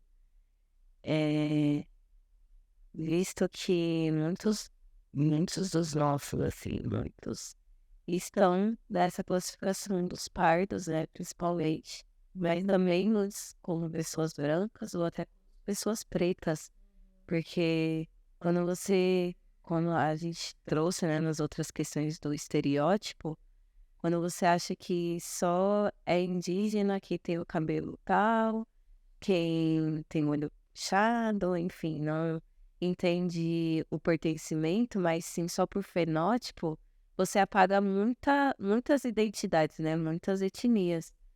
E, assim, esses dados do IBGE, eu tenho uma problemática muito grande, assim, né? Porque o mundo que a gente vive, assim, tudo na sociedade é moldado de acordo com esses dados do IBGE. Inclusive, lá onde eu moro, lá em Poá, que eu faço parte do Conselho de Cultura, recentemente a gente estava discutindo sobre a Lei Paulo Gustavo. E aí lá, de acordo com a quantidade de pessoas indígenas em Poá, eles só poderiam disponibilizar tanto por cento, né, da quantidade de verba, assim, para a cultura indígena. E aí eu questionei assim, mas aí depois eles falaram que era de acordo com o IBGE, né? E aí eu fiquei, mano, assim, será bem fundo? Porque é isso, não tem muito o que a gente fazer exatamente, né? Porque é um apagamento que ele gera para várias pessoas, né? Então, várias pessoas elas estão nesse lugar do parto e muitas são indígenas. E não porque elas não reconhecem, mas é porque há uma dificuldade entre as pessoas reconhecerem pessoas indígenas fora de territórios aldeados demarcados pela FUNAI ou enfim. Então, esses dados, o que vai dar, o resultado vai ser muito pouco mesmo. Para mim, existem muito mais indígenas do que está aí no IBGE, né? Esse ano que eles deram possibilidade de colocar pessoas indígenas fora da aldeia, você ainda podia colocar a etnia, se você não soubesse, mesmo assim você poderia falar que você é indígena, né? Esse ano eles deram essa possibilidade, inclusive foi por isso que aumentou a quantidade de número, porque quantas pessoas já não sabem que são indígenas desde muito tempo, mas não podia falar porque, tô fora da aldeia. Coloca pardo. Inclusive o termo pardo, ele foi utilizado primeiro pelas pessoas indígenas, né? O homem branco usou para retratar os povos originários, então é já um apagamento assim muito muito grande, né? Já enfim, os dados. E aí tinha uma outra coisa também que eu queria falar, mas acabei esquecendo. Então, Uma coisa falando ainda, pegando esse comecinho dos anos 20, né? Da industrialização, eu acho que eu relaciono muito ao meu contexto mesmo. Foi mais ou menos esses anos 20, 30, né? Que aconteceu o desaldeamento do quilombo, no qual pertencia a família da minha mãe. E é muito interessante porque quando eu vou atrás dessas histórias pelas minhas, né, mais velhas e pelo contexto da cidade, eu vou conseguindo relacionar, né, porque realmente era um período de alta, né, na industrialização. E quem pegou as terras do quilombo foi um dos primeiros prefeitos de Santo André. E desde então, houve muito conflito, né, que eu sei, até que eles viveram uma condição, né, de miséria mesmo, porque é isso. Você não consegue entrar, mas você vai cortando as beiradas, né? Então, você vai cortando beiradas que façam aquela comunidade passar fome, que faça aquela comunidade não conseguir se deslocar, que faça essa comunidade apagar incêndios, né? Você vai cortando beiradas. Se essa comunidade tiver um pequeno gado, o gado some. E não tem mais onde plantar. E de repente aquela comunidade está vivendo um momento de miséria. E aí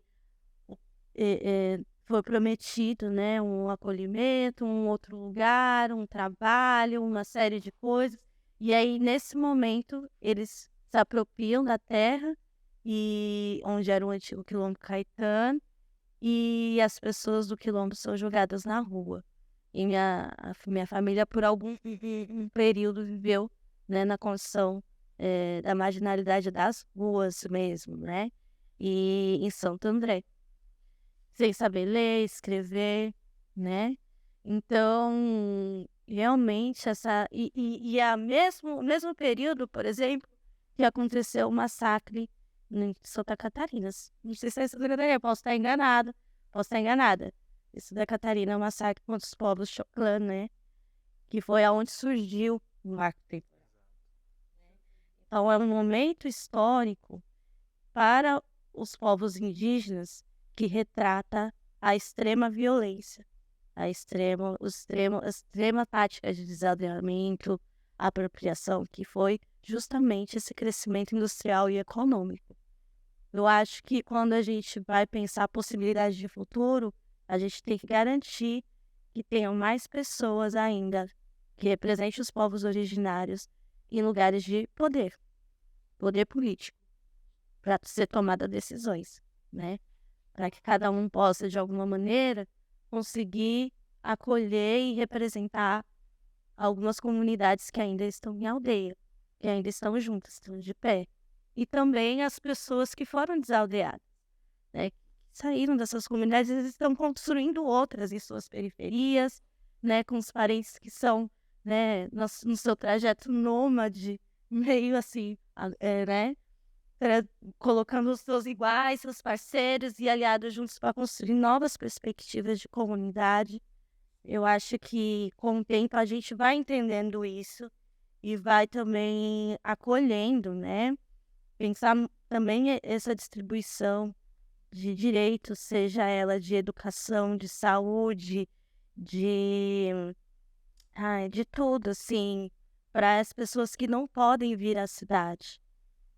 Eu acho que existe um problema de logística, né? E a gente também tem que respeitar, né? Porque existem muitos empecilhos para fazer uma pessoa sair da sua comunidade e ele não é um empecilho lógico de transporte, ele é um empecilho moral, de racismo, de tudo, sabe? Tô entrando aqui num lugar que não é meu, que não me quer. Então, a gente tem que criar estruturas que aportem as pessoas que não querem sair das suas comunidades também.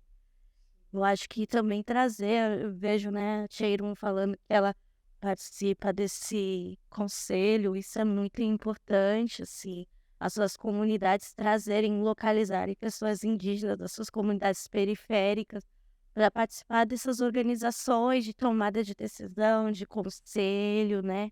Para a gente acolher os que estão chegando, porque a gente sabe que na periferia que não para de chegar gente. Às vezes não tem espaço, e aí mais moradias informais vão se construindo pela necessidade de ter um espaço. E sempre são jogadas nas periferias, né? Sempre são recomendadas virem para as periferias e sempre são as mesmas, principalmente na região leste, né? Leste e sul, acho que são onde os mais imigrantes e imigrantes vêm, né? Então, tipo, como a gente consegue pensar lógicas para a gente preservar também as naturezas que ainda resistem nas nossas comunidades periféricas e acolher também essa galera que está chegando. A gente conversar mais dentro das nossas periferias, porque é isso.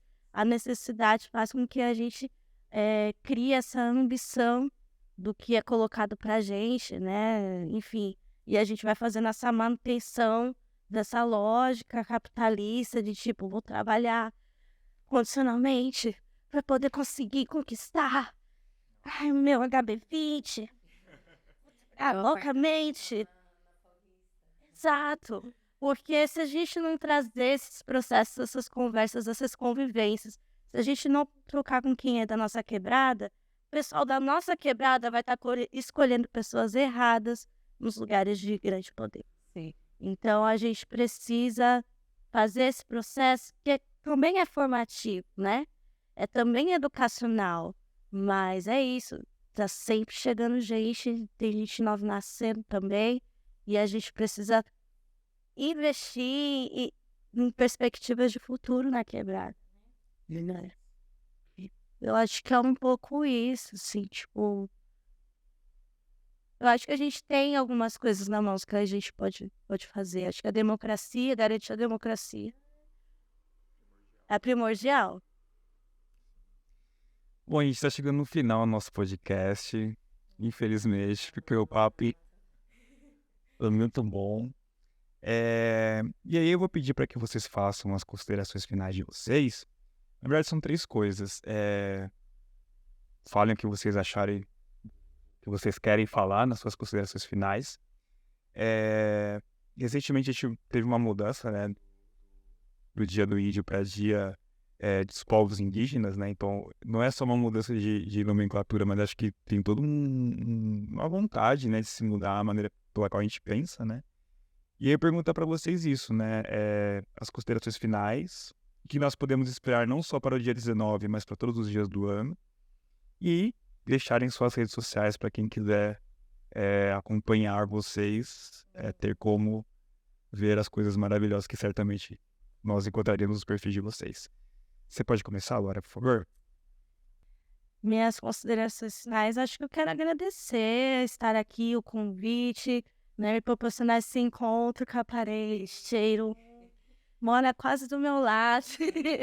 E eu acho que a gente pode conversar também sobre o futuro. E agradecer também a todo mundo que está comigo de alguma maneira. Acho que quando a gente chega aqui, a gente não chega sozinha, né? Eu acho que a gente sempre vai ter que encontrar maneiras de apoiar os nossos primeiros. Acho que quando a gente fala de reparação histórica, é inegável a gente reparar o que é de origem desse território, saber todos que também vocês são filhos desse território. Então, essa terra é muito sagrada, a gente tem muito que aprender sobre essa terra e muito que aprender com os povos originários. E isso é muito bonito, muito lindo, que faz parte da identidade de todos, sabe? Vamos se aproximar, vamos chegar com muito carinho e respeito. E sobre o dia, o que a gente tem a esperar, né? O que a gente tem a esperar? Eu acho que tem acontecido uma coisa que é muito legal, que são as redes sociais.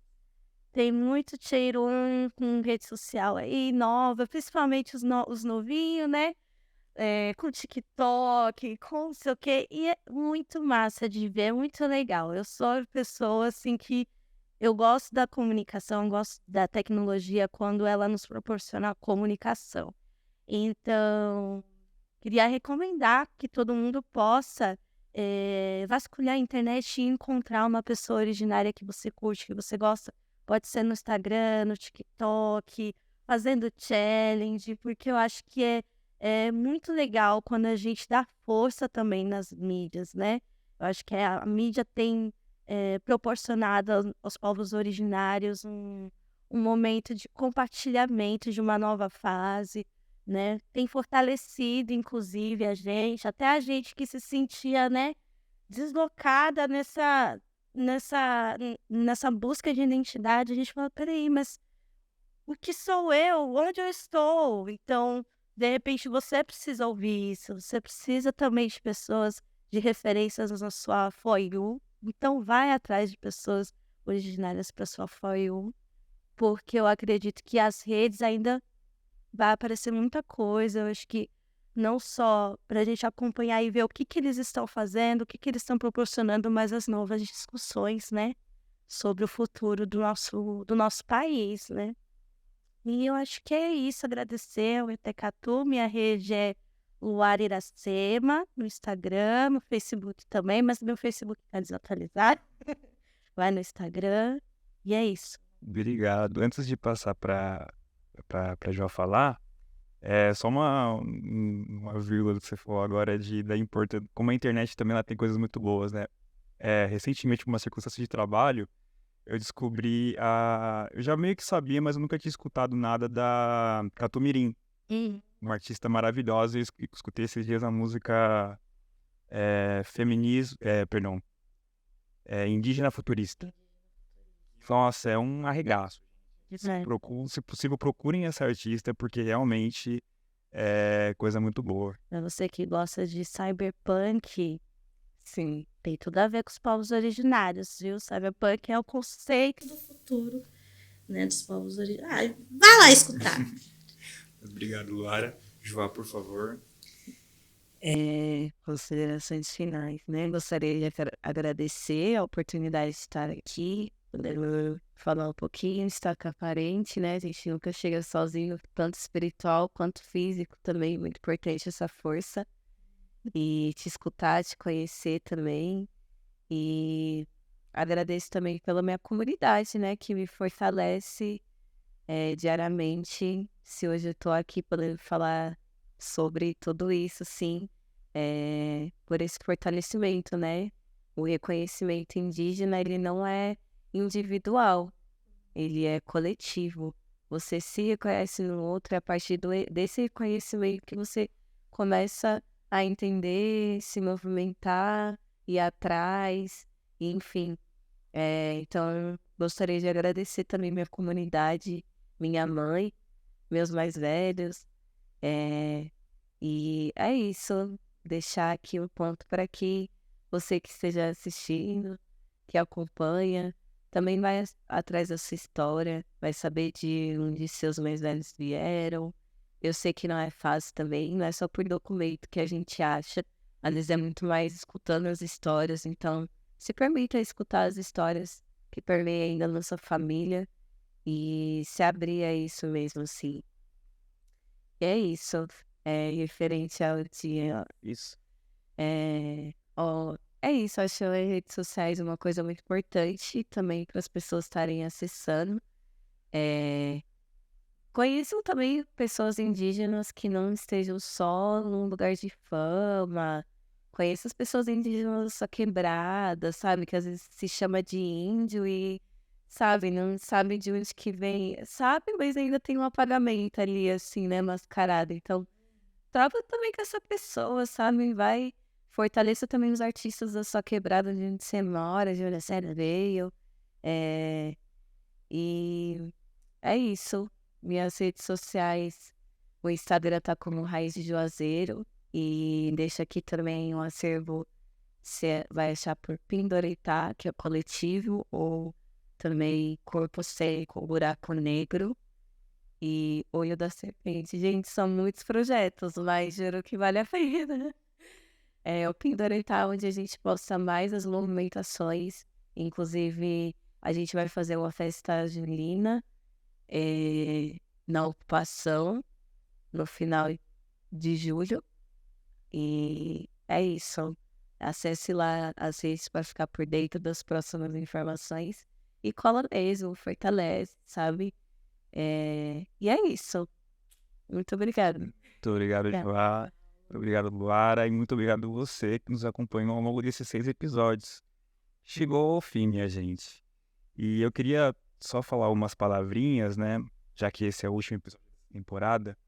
Esse podcast procurou contribuir com um pouco, né, com as discussões sobre diversidade, inclusão, equidade e pertencimento.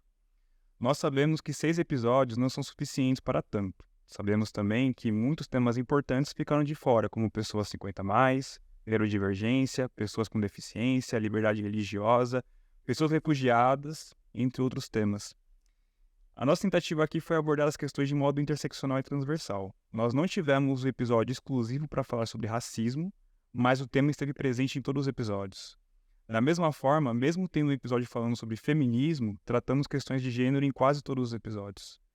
Então, existiu uma intenção aqui de realmente colaborar, né, com as discussões sobre diversidade de uma maneira um pouquinho mais profunda. Quero aproveitar também para fazer um agradecimento especial às pessoas do Usina dos Atos e do Cine Mateus que trabalharam nesse processo. Muito obrigado a Poliana Érica, ao Caio, ao Wesley Barbosa, a Sabrina, a Tainara, por parte do Usina dos Atos. E também um agradecimento especial ao Jason, que está em ambos dos coletivos, ao Leandro, a Giovana, a Janaína, Simone e a Ana do Cine Mateus. Graças a essas pessoas, toda a logística, espaço, gravação, comunicação, a apuração desses bate-papos foram garantidos. E agradecemos também à Secretaria Municipal de Cultura da cidade de São Paulo e ao programa Vai 2. Sem o apoio financeiro próprio para coletivos culturais da cidade de São Paulo, principalmente advindos de regiões, afastadas, né, regiões periféricas, não seria possível a gente realmente fazer esse trabalho aqui.